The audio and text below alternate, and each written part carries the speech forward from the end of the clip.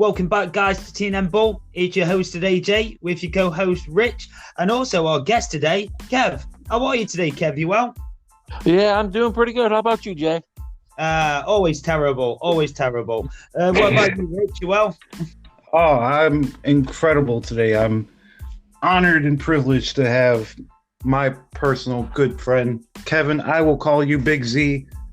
How'd you get that nickname again, Kevin? You don't mind telling that real quick? Shoot. Back in college, I was bowling for Calumet College at St. Joseph, and they ended up calling me during one of our sectional tournaments. They ended up coming up during the middle of a sectional tournament, like day one. Yeah, so Jay, there was a baseball player back in about how many years ago were you back in college, Z? Probably about 10 years ago, 10, 15 years ago.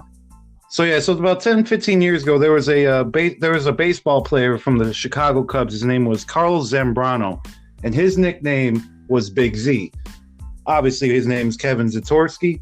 I guess Big Z was just the popular trend at the time, and to be honest, Big Z's still relevant today. And this Big Z that we're talking to today, I'm not sure about Carlos Zambrano. I don't think he's playing anymore. He's retired now, right? I believe he is.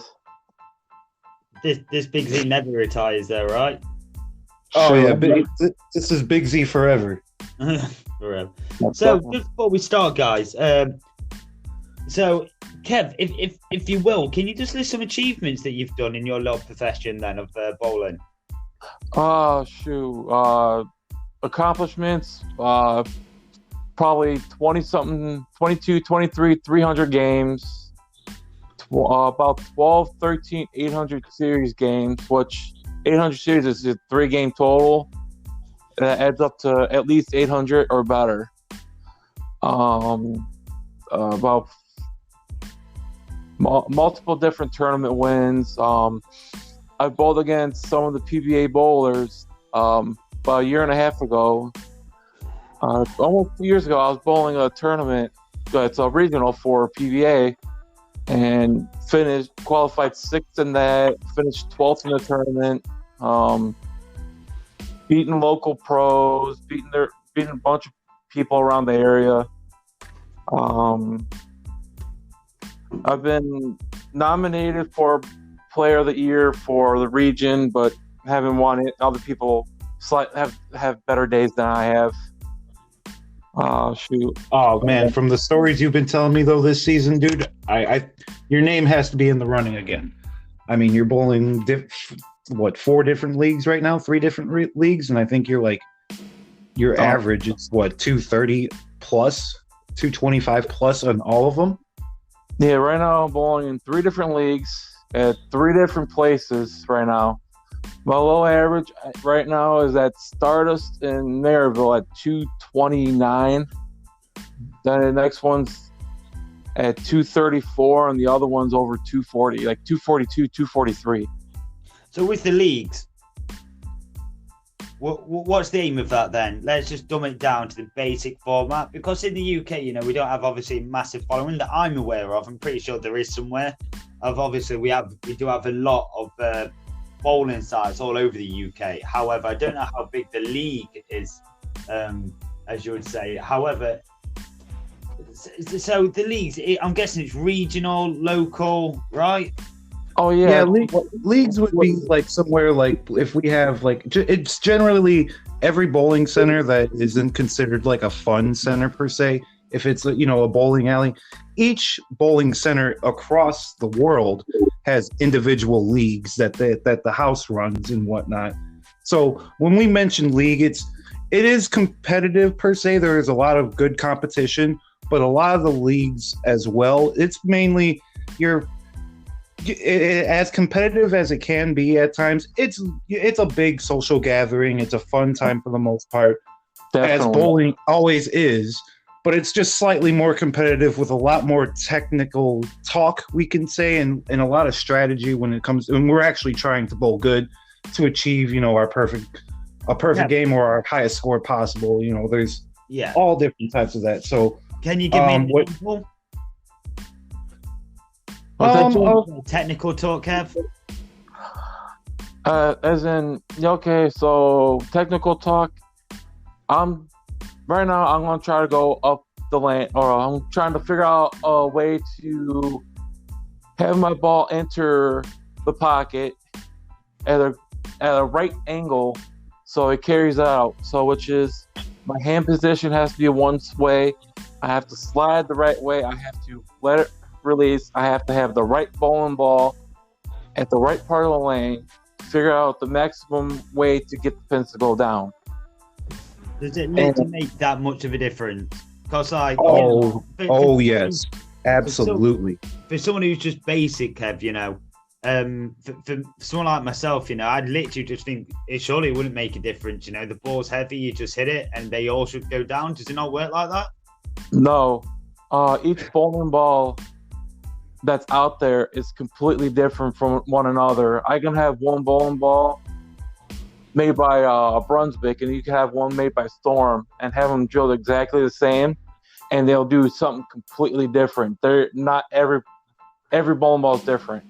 Now, if you go to your local center and grab one of the bowling balls that are on one of the racks, those are completely different too. Correct. Just the actual science that's involved into making a bowling ball, it's unbelievable, and I personally can't even describe a eighth of the ideas of how a pro performance bowling ball is made in year 2021. Yeah, there's a bunch of chemicals that they involve, and actually all bowling balls start off as a powder. And they mix everything together, put the coloring all together, and it's like you said, Rich. It's just so many chemicals and formulas that they come up with before they even try to put a bowling ball together to have it where it's okay. This should work, or this should work, and then they go from there. I mean, what do you get good crowds there? Oh yeah, definitely. When you mean crowds, do you mean like league play or like total fandom of bowling in general? I'm not about like a Sunday league game. I'm on about let's just say we'll start from the maximum. I mean, you've made it pro, you've got your sponsors. What's the maximum crowd would you say would pack a venue? Oh, geez, okay. Or is it only on television? Yeah, so basically whenever they do like PBA tournaments, the audience is pretty, I would say, limited just because of the space because they're obviously bowling in a bowling alley. And if they're doing something like the PBA does, they have a whole production, a whole lighting rig, all set up for television. So they're using a good majority of the center, when actuality, the actual bowling itself is only taking up 2 lanes. So for the crowd per se, I would say when I went to a PBA event oh my goodness, I was a child. I think it was 2006. It was at the local bowling alley that I bowl at. And excuse me. I think there might have been about 300 people, maybe 250 people. Do you remember the show, Z, that I'm referring to? The one at Olympia or the one in Stardust? The one I'm referring to is the one at Olympia Lanes. Actually, I was bowling a college tournament that weekend. I was in South Bend, but there probably was even the other one that you mentioned, that would generate around that show generated probably around a couple hundred people, right? Yeah, at least no more or no less than 200. I guarantee that. Yeah, and like with the general viewership of the PBA itself, if I'm not mistaken, I believe their YouTube channel has like maybe 150,000 subscribers. I could be wrong. I'm not entirely sure about that. Go on, Jay. More. Oh, more? I'll say there's more than 150. I'll probably guess 250, probably even more than that. Oh, okay. So for international based tournaments, though, let's just say it's like the World Cup. What's the highest? I mean, is it where millions of people or? The World Series of Bowling is probably the biggest international PBA event that I can think of that's on the United States side. What do you think, Z? You're probably right with that. Yeah, But because but over the last 10 years, probably no, over the last 12 years, I would say PBA has hosted an event called the World Series of Bowling, where in a span of, I think, 7 to 10 days, they would have 5 different tournaments going on basically within that day, all that entire week. So if there were probably, I want to say over 30 to 50 different countries have been represented. I believe the last time they had the World Series of bowling in 2020. yeah, I'm sure. I know Australia's usually in it. UK's there. Sweden, Sweden. Oh yeah, all over. Japan. I remember Japan? Yeah, everywhere. So let's just say I've just started. I mean, what kind of money would you say, even on local level? How much would it cost me to enter? Just, I'm just starting out. How much would it cost, and how much would I be expecting to win from these kind of tournaments? If you're wanting to bowl a PBA event, it'll probably cost about $2,000-$3,000, and that's just to get yourself started, understanding how to bowl, learning how to bowl, the equipment you want to use, and just learning.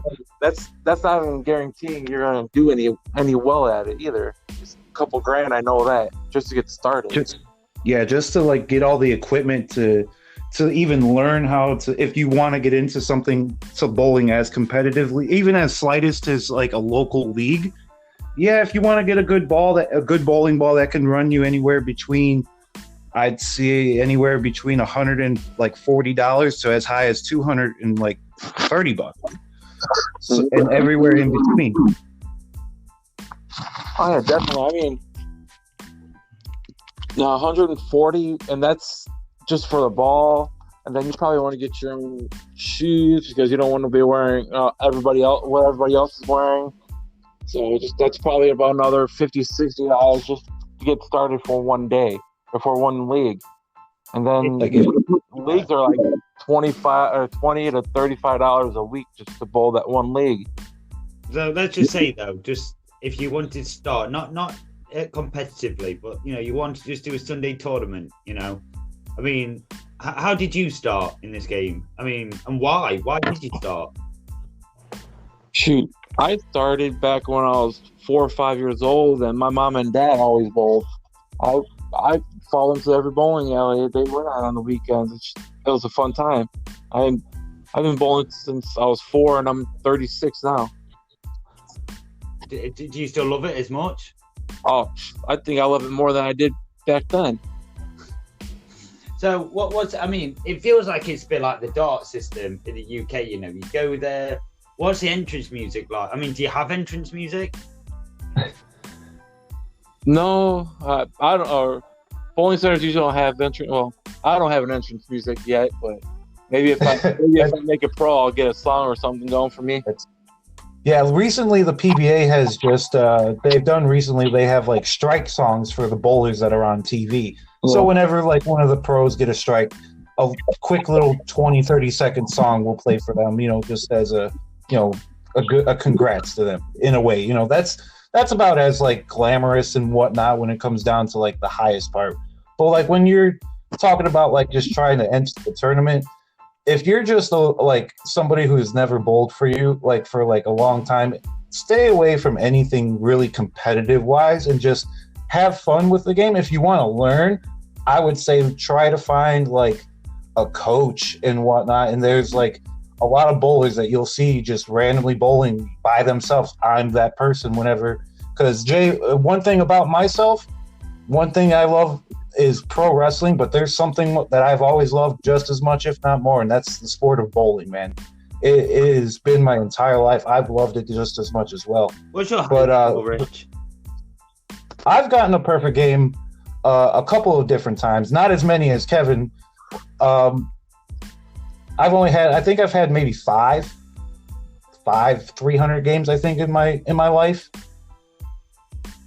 I'm nowhere near as good as Big Z over here. He's actually, he's literally been my hero. Looking up, I've known him since I was a child. Such a phenomenal bowler and a good person as well.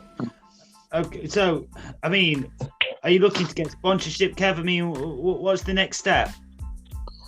Next step is sponsorship, like you just said. It's I was just saying that bowling is an expensive sport. I can't hear you very well, my friend. I mean, it just There we go. if I can get a couple grand, I can try for these local tournaments and see what I can do. I know I can compete with them because one of these regionals I was bowling, I qualified sixth, and there was PBA bowlers that were in this tournament that I beat out, and I felt great about myself after that. Granted, I lost the first round, but that's still an accomplishment for me. And that was the first time I ever bowled anything that magnetism. It was that was such a great time. So what do you do then? So you go there. I mean, is he like an age you've got to be? I mean, can you still be doing this when you're 70? I mean, what's the perfect age? That just depends on the person itself. I personally have known so many people who have bowled in our like local leagues and even at some of the highest that you can do, and they're around like early 60s, I would say. But some of the bowlers that I've seen, you can go for a long time as long as you would like to do it, until you're until your hand doesn't look like a crippled mess. Because bowling for many years, it takes a big beating on the fingers and hands and joints and wrists and legs and back, all different types of your body. You know, one guy that's he'll still bowling for the longest time until he was 92. Joe Trombetta. Oh yeah, yes. It's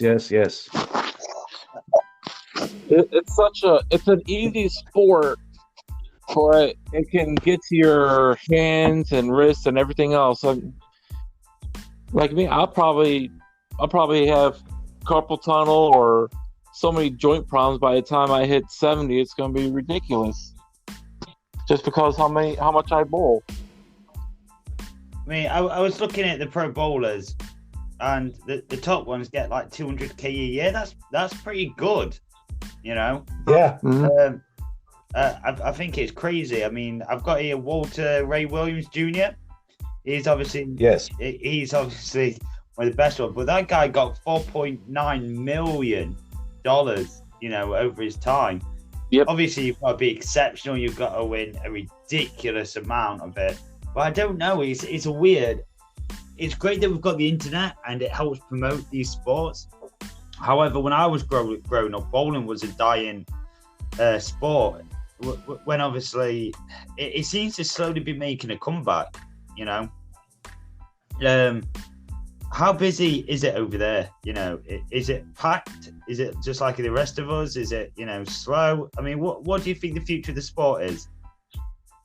I'm hoping it continues to grow, but I agree with you. It's starting to die down a lot.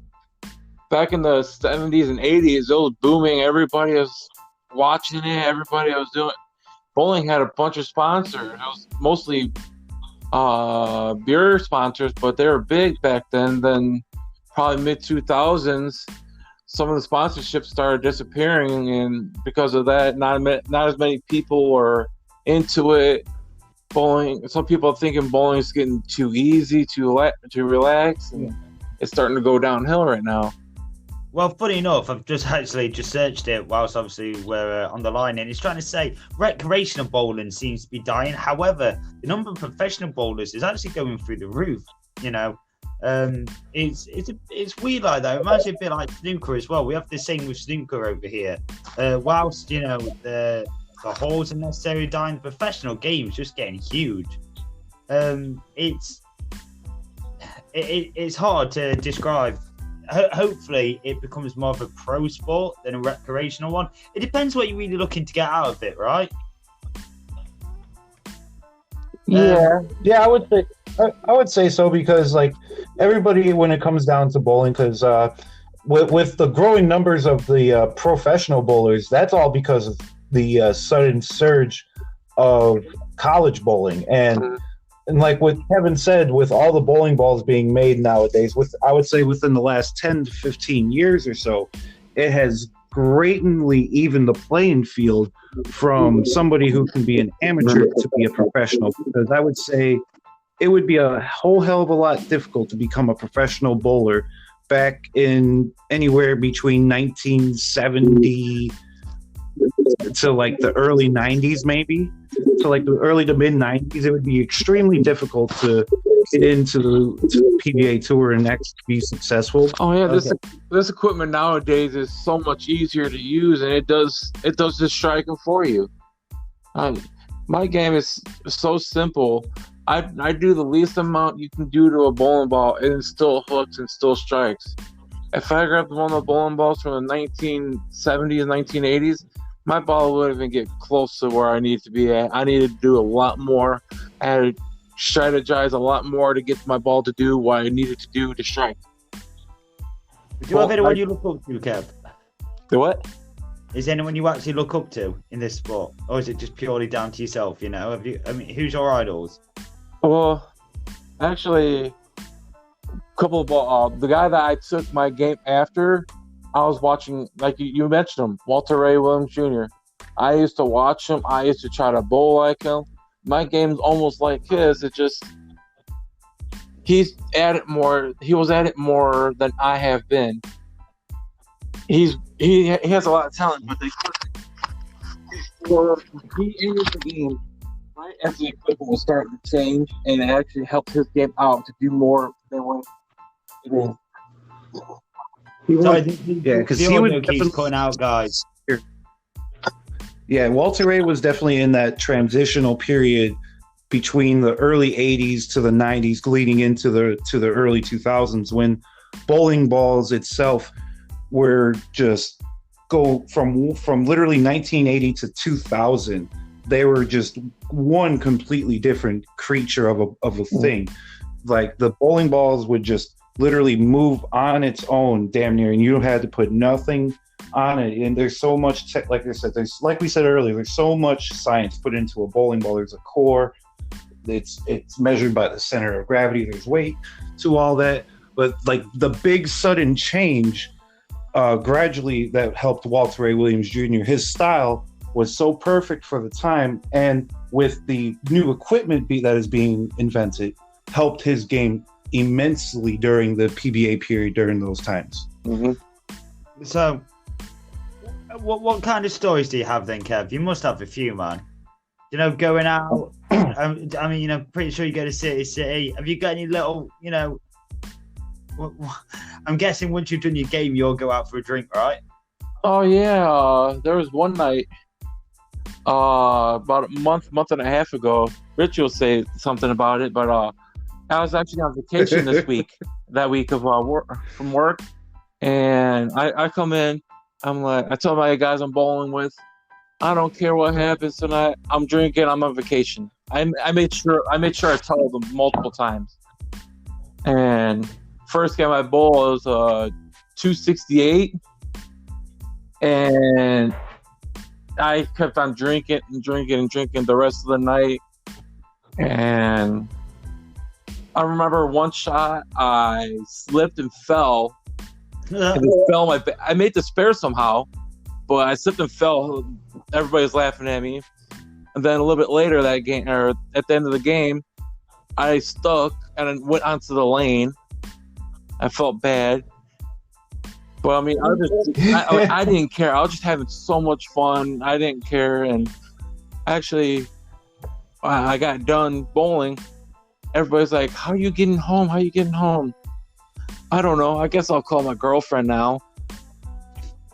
And I'm like, yeah. And then I remember going. I remember actually. That's funny when you brought up that story, Z. I was actually coming in to that bowling alley. You know, I knew you were bowling, but I was going to go there just to practice with, you know, the team that I bowl with now. And I remember seeing him like, oh, Z's in rare form tonight. And then I seen that little stumble you had towards in that third game. And Yeah, the Big Z was in rare form, man. He was having a good old night, and big that night, and I remember seeing his girlfriend, like you said, pick him up, and I actually seen that they were talking and whatnot, and I was just like, hey, I've seen his bowling bag. I seen your bowling bag, Z, and I was like, oh, I'm just gonna go, give that to them, say hi and whatnot.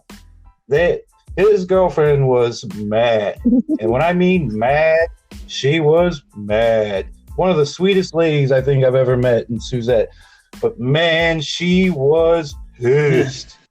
And I was like, oh, and then later on that night, she messaged me. I was like, hey, why'd you drink with him? Blah, blah, blah, blah. I'm like, sorry, I showed up there, well beyond he was, even before I even knew he was drinking and whatnot. I caught all the aftermath of everything. I did talk to her and told her that you weren't even involved in my drinking. It was all my fault. I'm like, oh shit. No, it's fine. It's fine. It's okay. It was just so funny. I was like, but normally I would say, Big Z, we've had some numerous occasions to where we've had some drunken bowling nights we can bring up, definitely. Yeah, anytime that whenever we would bowl with our buddy Bobby, this man would always, we would be substitutes on his team that he would bowl in his league, of course. And to this day, he's still a good friend to both of us. I'm actually going to see Bobby tomorrow when I bowl my league. So I'm gonna have to tell him to check this out whenever we get it uploaded. I'm sure he'll give it a listen. But so we've had so many occasions where we would be just hammered. Bobby would always be the guy that would take care of the bar tab. He would always take care of us whenever we would bowl with him, having a good time. I would say one year, me and you were subbing, and I think they needed both of us to bowl with him for the final week because they were trying to get first place in that league. Do you remember that night? Yeah, I remember. I think we won that night, but I'm not sure. But I just remember how many pitchers did we go through that night? Plenty of beer was flowing that night, and it was just I don't know how. If you were to ever see us bowl and you were just like, you guys can drink while doing that, it's amazing, But yeah, we would have so many times that we would be. I remember one of the games, it was coming down to like the 10th frame or whatever, and I believe Brian Kirk was our anchor bowler at the time, right? I think we needed like a strike or something. We needed a mark or something. I remember he got it for that game, and I just remember we just exploded. We were like, yes, like I said, I don't really remember what happened overall for the other two games. I just remember just great bowling memories with Bobby, man. Just such a fun guy to be around, man. Shoot, just some of the firefighter tournaments he had me bowling with him too. Those were fun. Oh yeah. Want to hear about that one? Yeah, sure. So I think what they have, I think once a year. I'm not sure if they did it in 2020 because of COVID. They did. Oh, they did? Awesome. Normally in Anderson, Illinois, there is a firefighters tournament to where it's like I believe it's a charity tournament, correct? Am I off on that one? It's mostly a charity event for the firefighters. Like half to 3/4 of the proceeds go to wounded firefighters or the loved ones of the ones that they lost. So that's most of the proceeds go to them, and some of the top three teams usually get something out of it, but they usually donate that back to a charity of some kind. So, I mean, what's happened? Have you ever seen anyone get in a really bad state before, like opponent-wise? You must have seen people come up and they've been wrecked. Oh, I've been there plenty. A year and a half ago. I don't know. I was at a bowling center, and one of our friends, Brian, he comes up there. He's like, "Here, I'm gonna buy you shots all night." I'm like, "Okay." By the time we got to the fifth frame or sixth frame of the second game, I had 27 shots. Shit. Yeah, I don't remember my third game. I don't remember it. I drove home and I don't remember driving home. I'm like, oh God, Yikes. how did I make it home? They're like, you drove. I'm like, how? How did I drive home and why'd you guys let me? Why didn't you guys have me get a ride home? Oh, so bad. Woke up the next day fine. I don't remember 20-something shots later and like probably another 7 or 8 beers on top of that. That was a bad night. Have you seen any opponents do that before? No, Yeah, not that bad. I doubt it. I don't think anyone's done it that bad before. It sounds like 27. I have a nice little drunken story about myself doing that. So, Z, do you remember Jeff Sebar? Yeah. So this once another one of our firefighter friends who bowls with us as well, Jay. So he hits me up during the summer. This was, I must have been maybe 21, 22 years old, just still a young adult. And I remember he calls me. He's like, "Hey, what are you doing before bowling?" And I'm like, "Nothing, just hanging out at home." He's like, "You might want to get a couple beers before bowling at the, there's a bar down the street from the bowling alley that we bowl at." And I was like, "Yeah, sure, why not?" So I knew I was bowling that night. I was subbing for for one of my first coaches that I've ever was able to learn from. And so I remember we're 3 pitchers deep and we're playing pool, and this was the quickest 45 minutes that I ever drank, a pitcher and a half of beer at the time. And keep in mind, I am stumbling onto this team, and their team name is called the Drunken Bees. And the only reason it was called the Drunken Bees is because it was censored. The original name was going to be the Drunken Bastards. So I'm 21 years old, freshly drunk, on a team that has made it known to be drinkers. And let's just say I barely remember half of that night as well. I think I might have shot I think my highest game on that was like maybe 140, if that. And at the time I was averaging around 200. So that was incredibly bad for me. I can bowl fine if I start sober, but if I start bowling drunk, oof, it's not going to be good. What's the lowest score you've ever got, man? Oof, in league play, I would probably say there's been times I think I've gotten under 100 before. I really think there has been times where I've bowled a couple of Tuesday night majors that I shot under 100. What about you, Kev? Oh, it's been years since my low score. Shoot, probably lowest in the past 10 years, probably about 130. Oh man, I'd love it if you said just 13. Or 130. But yeah, I've actually in my life I've had both perfect games. I've had a complete 0 game when I started off bowling, and I have the 300. So I have both ends of that perfect game. Wow. You've bowled a complete 0 before? My mom told me about it. I think she said I had the 2-game total was probably, or the second game I think I shot 13 or something. Yeah, but I have a 0 game. That's amazing. That's amazing. Yep. That's so good. Was it the Thanksgiving tournament? No, I just started bowling the Pee Wee League or whatever. They didn't even have. You can't count that. No, you can't count that. Years ago. Can't count that. Slipping out.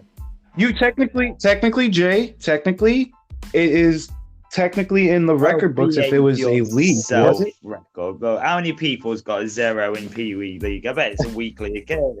Probably a lot. But let's be honest, probably a lot. But it's just funny to know that you have a legitimate 0 game. Oh my god, that's amazing. Legitimate 0 game. Yeah. I didn't even. I've never even told you that before either. Have I? Oh my goodness, that's amazing. You can't. You just can't count that. Is it still mainly couples who go down, would you say, bowling, or, is it more pro? I know we've covered it, but, with your own eyes, is it still people who take people on a date there? Oh yeah, 100%. There's still that aura of let's go as a date. I've definitely taken my girlfriend bowling plenty of times. She's not a complete fan herself, but yeah, I would say the social abilities of bowling is still pretty up there. I wouldn't say it's the number one top thing per se in general, but I would definitely say it's definitely an option. Oh yeah, definitely. It's still up there. I try to take Suzette, my girlfriend, out all the time, but it's just she likes the sport. She likes watching me do it, but she's like, I suck too much. I don't like bowling. I just want to stay home. Okay, we'll bowl like 2 games and that was it. Well, see, I've gotten very lucky with my girlfriend Z. She actually has subbed with me, I think, 3 or 4 times, and she's like, I bowl so bad and blah blah blah. I'm like, that's okay. You're going to help us more than hurt us by the amount of pin. Well, also too with these leagues, you're also going to be on a level playing field because they give you extra pins of handicap as well.